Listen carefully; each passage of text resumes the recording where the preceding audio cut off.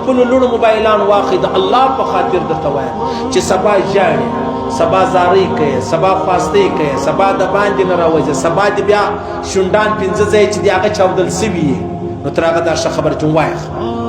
که دا وایي زه ځان وژنمه ورته مبارک دې خپل ځان ورسره مړ کړه په پنکای راوځم تو خو مړه کېدې په بې عزتي مړه کېدې په ګناه کې مړه کېدې په بې ارزۍ کې مړه کېدې ورسه خپل ځان مړ کړه څه دې چې مړ کوې یوه زنانه وه هغې ویلې چې دا یو د دې مسله راغله داسې مسله وه چې هغه زه ځان وژنم ما ورته ویلې ما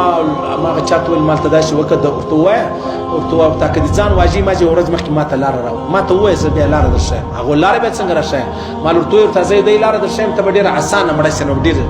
کوکې به نه وایې ډېرې چیغې به نه وایې ته څنګه دمکیانې راکوې چې زه ځان وژنم زه لاره درښیم بس پر هغه لاره باندې ځان مړ کړه خوارۍ به ډېر نه درباندې تېرېږي په دغه فتنو کې به ما تا څه کوو دا واحده خبره مې درته وکړه یوه زنانه د سهاره تر ماښامه په بازار کې ګرځي والله که دومره تاوان دی لکه په کور کې چاردیواري کې په کمره کې پردې رایلت دی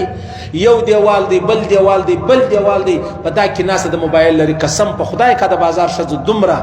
بې عزت ده بې شرمه بې حیا جنې جوړه شي لکه د دې شی چې به دا خپل کور کې جوړېږي دا به زه خواست درته وکړم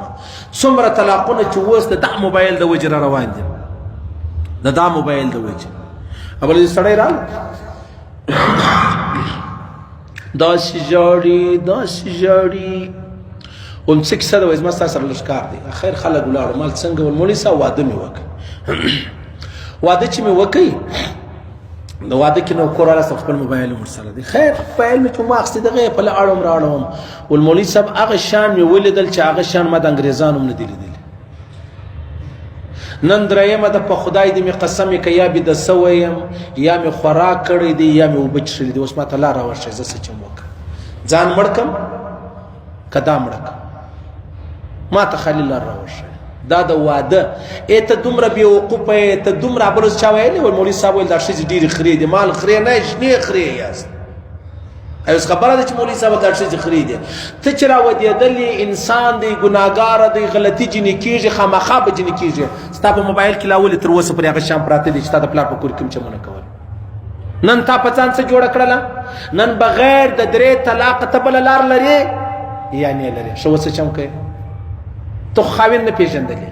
خاوند پر تا الله پر تا پرده اچولې وه ته راولاړ په موبایل کې د هغه شیان ګرځول ویډیو و تصویرونه دې ګرځول اوس چم وکړي خاوند دې بدي وکړي دغه سړي سره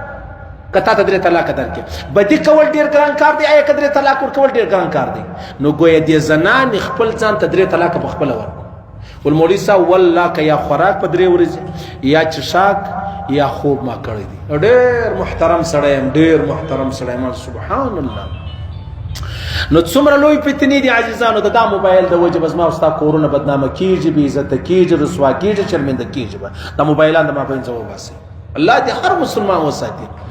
الله دې ما ته راپېښه کړي که زه د یو مسلمان د یو مسلمانې خور یا د لور دا فکر ولرم چې کشکې د دې په باره کې داسې وي الله دې زما و لور ته زما و ښځه ته العیاذ بالله نعوذ بالله ازمایش نه غواړم امتحان نه غواړم دا زما د خبرو ستې بله معنا مه اخلئ چې مولوي صاحب ته دومره سختې خبرې کوي ته نو چیرې دی پاک ته دا چې ملایکه راغلی خدای به تا وشرموي که زه د چا د لورو د خور د مور بېعزتي غواړم الله رب العزت د حشرګاه پر میدان ما زما لور او زما کور والا شرمنده کړي بلا حق نه راباندې لرئ صحیح ده